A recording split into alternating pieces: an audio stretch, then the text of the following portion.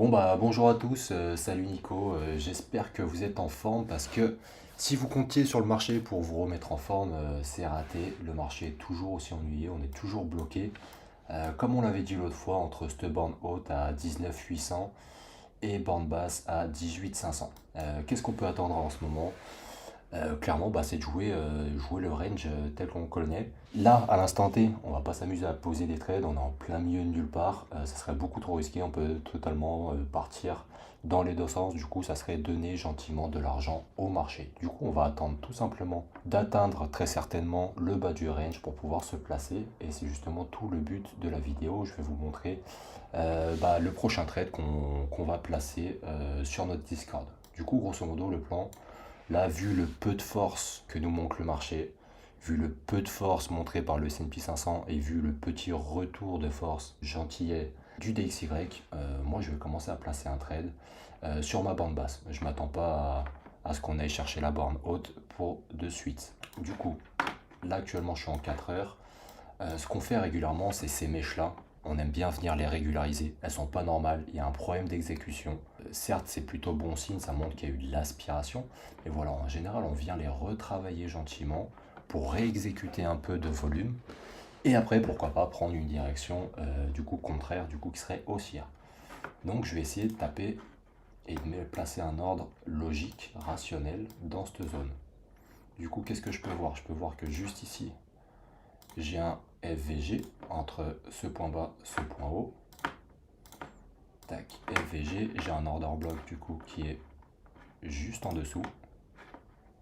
Juste ici sur cette dernière bougie baissière. Donc j'ai de la demande. Et je vais essayer de taper du coup un peu en dessous de mon support juste ici. Parce qu'on sait très bien qu'une ligne c'est bien trop précis pour être respecté. En général on tape dans la zone.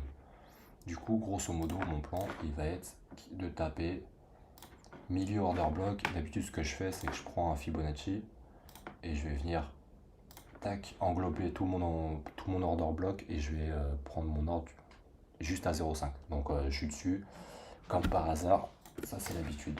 Donc voilà, milieu d'order block, je rentre dedans. Mon objectif forcément ça sera le haut de mon range. Mon stop loss, comme d'habitude, je vais le placer juste en dessous de mon point bas. Ce qu'on peut faire aussi, c'est une stratégie qui est plutôt pas mal à prendre en compte. Vu que la plupart des gens justement vont faire comme ce que je viens de faire, c'est placer leur stop loss à peine en dessous, un petit coup d'eux en dessous du point bas. En général, le prix il aime bien venir justement capturer tout le monde et partir dans la direction qui était la bonne. Du coup, ce qu'on fait, c'est qu'on va descendre un peu en dessous. Du coup, moi, ce que je fais, c'est que j'utilise l'ATR. L'ATR, en gros, il va moyenner le mouvement, la capacité du Bitcoin en l'occurrence à faire tel ou tel mouvement. Du coup, il va le moyenner. C'est-à-dire que sur une journée, il estime que par exemple le Bitcoin va osciller de 150, 200, 250 dollars. Donc, il va faire une petite moyenne comme ça. Et du coup, ça va nous donner sa capacité à bouger. C'est en quelque sorte sa volatilité. Du coup, je prends mon point bas juste ici.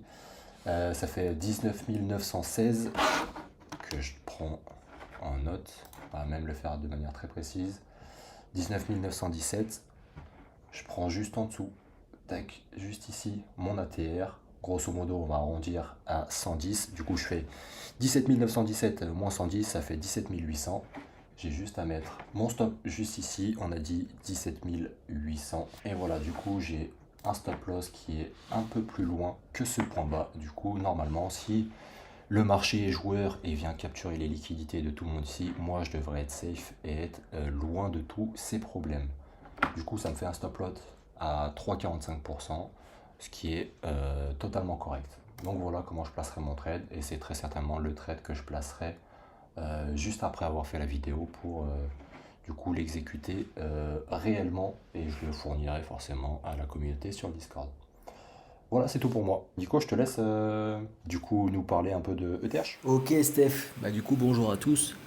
Du coup on se retrouve pour ETH, voir un petit peu ce qui s'est passé par rapport à nos anciens trades et par rapport à, comme tu l'as fait sur le Bitcoin, ce qu'on prévoit pour la suite et le trade qu'on envisage de passer. Donc comme on l'a vu ici, on cherchait à rentrer sur cet order block, donc on a été capturé de justesse par cette bougie et on a réussi du coup à profiter de ce rebond pour prendre des profits.